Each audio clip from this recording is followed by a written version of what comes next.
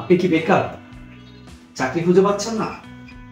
তাহলে এই ভিডিওটি আজকে আপনার জন্য। আসসালামু আলাইকুম, গার্মেন্টস এনভায়রনমেন্ট থেকে আপনাদের সকলকে স্বাগত। আজকে আপনাদের সাথে আমি আলোচনা করব গার্মেন্ট জব ইন্টারভিউতে কিভাবে সহজেই চাকরি পেতে পারেন এবং একটা ভালো বেতনে আমরা যেন চাকরিটা পেতে পারি সেটা নিয়ে A to Z আজকে আমরা আলোচনা করব। তো আমরা আজকে আলোচনা করব গার্মেন্ট জব কিভাবে আমরা পেতে পারি। এতে করে আমরা প্রথমেই আমাদের নিজেদেরকে প্রস্তুত করতে হবে একটি চাকরি করার জন্য। মনে রাখবেন, বাংলাদেশের চাকরি হচ্ছে একটি সোনার হরিণ। যে সেক্টরে হোক না কেন সেখানে আপনি চাকরি করবেন, আপনার মন মানসিকতা তৈরি হবে চাকরি করার জন্য, সেক্ষেত্রেই আপনি হতে পারেন একজন চাকরিজীবী। আমরা যেহেতু গার্মেন্টস রিলেটেড জব খুঁজবো কিংবা করব, তাহলে আমাদের প্রথমেই খোঁজ রাখতে হবে কোন গার্মেন্টসগুলোতে নিয়োগ আছে। আমাদের গার্মেন্ট জবের নিয়োগটা কোনো অনলাইন, ফেসবুক, টুইটার এগুলো হয়ে থাকে না। এগুলো বিভিন্ন গার্মেন্টসে তাদের গেট থেকে তাদের নিয়োগ অনুযায়ী তারা QI, iron man, holding man, polyman, packing man এগুলো নিয়ে থাকে। আজকে আমরা আলোচনা করব ফিনিশিং কোয়ালিটি ইন্সপেক্টর এর চাকরি নিয়ে। প্রথমত আমাদের যে গার্মেন্টসে চাকরি নিব সেখানে ঠিক 7:30টায় উপস্থিত হতে হবে। 7:30টায় উপস্থিত হয়ে আমরা একটি প্রবাদ বাক্য আছে যেটা আগে দর্শনধারী পরে গুণবিচারী। প্রিয় বন্ধুরা, আপনারা সকলেই এই প্রবাদ বাক্য রিলেটেড। আমার দেখতে যদি আমি সুদর্শন বা সুন্দর না হই, কেউ কিন্তু আমার প্রতি আকৃষ্ট হবে না। অতএব কি করতে হবে, আমাকে সুন্দর করে, যদি ছেলে হয়ে থাকি তাহলে সুন্দর করে মাথার চুল আঁচড়িয়ে নিব, চুল সুন্দর কাটিং দিব, বকাটে কোনো কাটিং দেওয়া যাবে না। আমরা প্রায় গেটে দেখি আমাদের টি শার্ট, একটা নর্মাল প্যান্ট পরে আমরা গেটে আসি। ন বন্ধু, এই কাজটা করা যাবে না। আপনাকে দেখতে মনে হতে হবে আপনি একজন ক্যান্ডিডেট, আপনি চাকরি করতে আসছেন। অতএব আমরা তো আমাদের যে ব্যক্তিত্ব বোধ, এটা আমরা আগে দেখব। যে নষ্ট করে দিতেছেন তো আমি দেখতেছি। তো বন্ধুরা, আপনাদের সাথে আজকে আলোচনা যেটা করব, আমাদের গার্মেন্টস জব একজন কিউআই হিসেবে কিভাবে আমরা সহজেই নিয়োগ পেতে পারি এবং একটি ভালো বেতনে। আমরা যে গার্মেন্টসে বা যে অফিসে জব নিব, তো তার খোঁজ খবর আমরা আগিয়ে নিয়ে রাখবো। বিভিন্ন ফ্যাক্টরিগুলোতে দেখা যায় হচ্ছে ম্যাক্সিমাম কিছু ফ্যাক্টরিতে 25 তারিখ, কিছু ফ্যাক্টরিতে 1 তারিখ নিয়োগ হয়। তো আমরা খোঁজ নিব কোন ফ্যাক্টরি কবে নিয়োগ দিয়ে থাকে। তো যেদিন আমাদের নিয়োগ সেদিন আমরা সকাল সকাল সুন্দর নিজেকে পরিপাটি করে ফ্যাক্টরির গেটের সামনে নিজেদেরকে উপস্থিত রাখবো। সেক্ষেত্রে দেখা গেছে আমাদের অনেকেই, আমরা এটা আপনাদেরকে বলে রাখি, আমরা অনেক সময় ফেস করি যে কিছু লোক আসে যারা একটা নর্মাল টি শার্ট, কোনো রকম এলোমেলো চুল এভাবে চলে আসে। অ্যাকচুয়ালি এটা ঠিক না। আপনারা যেহেতু জব করতে আসছেন, আপনি একজন কিউআই হিসেবে, সেক্ষেত্রে আপনাকে আপনার নিজের কোয়ালিটি নিজের মধ্যে আগে রাখতে হবে। যেমন সুন্দর একটা চুলের কাটিং, যদি আপনার শার্ট প্যান্ট পুরনো হয় সমস্যা নেই, বাট কিন্তু ইন করে আসবেন আপনি। আপনার পিছনে না, একদম ফ্রন্ট পার্টের দিকে থাকবেন, ফ্রন্টের দিকে থাকবেন, যেন যারা আপনাকে নিবে, যারা চাকরিতে নিয়োগ কনফার্ম করবে তাদের চোখে আপনি পড়েন। আপনি এই চিন্তাটা করে রাখবেন। তো আমাদের চাকরির ক্ষেত্রে প্রথমত কিছু রিকোয়ারমেন্ট আছে, এবং আমি বলতে গেলে দুটো ভাবে বলতে পারি, রিকোয়ারমেন্ট অ্যান্ড ডকুমেন্টস। তো রিকোয়ারমেন্ট হচ্ছে, আপনাকে যদি একজন কোয়ালিটিতে চাকরি করতে চান বন্ধু, তাহলে আপনাকে অবশ্যই এসএসসি পাস হতে হবে। এসএসসি পাস এর সার্টিফিকেট থাকতে হবে, অথবা মার্কশিটের কপি থাকতে হবে। আপনাকে একটা সুস্থ দেহের অধিকারী, একজন সুস্থ মস্তিষ্কের অধিকারী।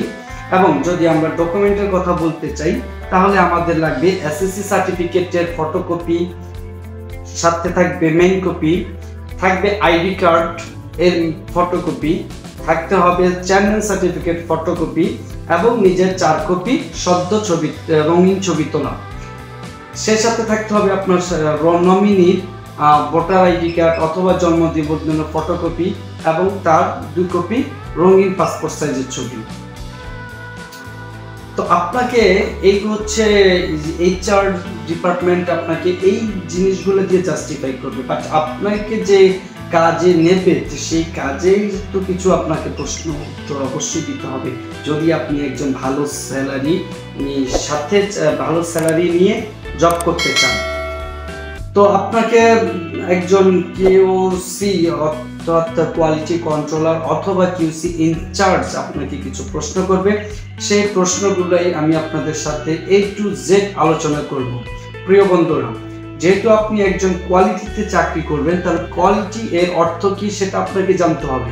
কোয়ালিটি অর্থ গুণগত মান। কোয়ালিটি কি? কোয়ালিটি হচ্ছে ভায়ার বা ক্রেতার চাহিদা অনুযায়ী পণ্য তৈরি করাকে কোয়ালিটি বলে। আমরা আরেকভাবে বলতে পারি কোয়ালিটি হচ্ছে একজন ভায়ারের রিকোয়ারমেন্ট। ভায়ার চাইছে এজন্য একজন কোয়ালিটি আমাদের লাগবে। আর আপনি যে পদে চাকরি করবেন সেই পদটা হচ্ছে QI অর্থাৎ কোয়ালিটি ইন্সপেক্টর। কোয়ালিটি ইন্সপেক্টর এর অর্থ হচ্ছে গুণগত মান পরিদর্শনকারী। তো বন্ধুরা, আমরা এখানে আরেকটা প্রশ্ন আমাদেরকে করে থাকি, যেটা কোয়ালিটি পলিসি।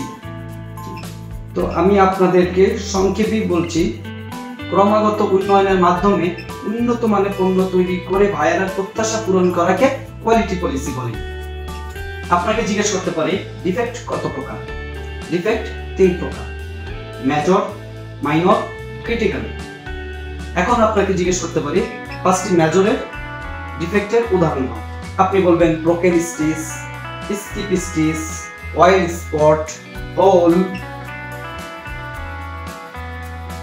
এবং আপনাকে বলা হবে মাইনর কাকে বলে?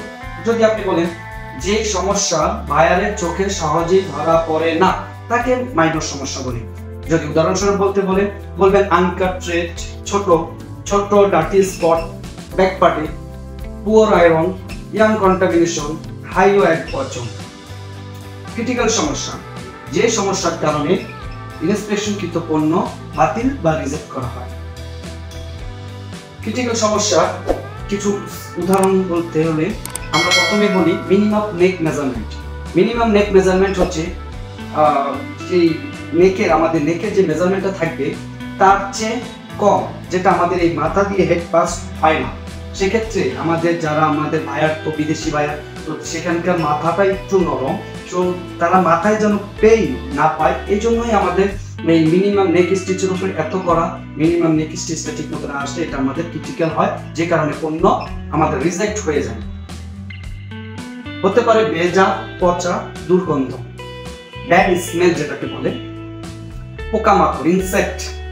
হতে পারে স্যাম্পল মিস্টেক, হতে পারে স্টাইল মিস্টেক। এগুলো হচ্ছে আমাদের ক্রিটিক্যাল সমস্যা।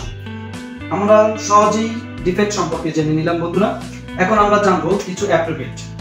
এখন কিছু প্রথমেই যেটা জিজ্ঞেস করে আমাদের কিউসি ইনচার্জ বা কিউসি কন্ট্রোলাররা, DHU ডিফেক্ট পার 100 ইউনিট, জিজ্ঞেস করে SPI স্টিচ পার ইঞ্চি, জিজ্ঞেস করে AQL acceptable quality level, OQL observed quality level, RMG readymade garments, BKMEA Bangladesh knit manufacture exports association.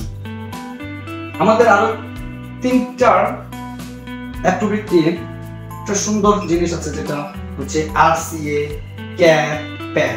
RCA root cause analysis, CAP corrective action plan, PAP preventive action plan.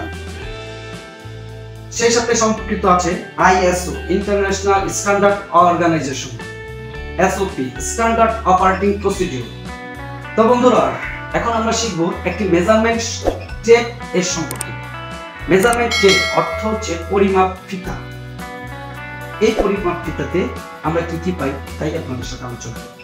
একটি measurement টেপে 60 ইঞ্চি থাকে, 150 cm থাকে, 5 foot থাকে, 1.5 metre থাকে, 1 ইঞ্চি সমান সমান 8 সুতা, 2.54 CMA সমান সমান 1 ইঞ্চি, 39.37 ইঞ্চি সমান সমান 1 মিটার, 1 মিটার সমান সমান 100 সিএম, 36 ইঞ্চি সমান সমান 1 গজ।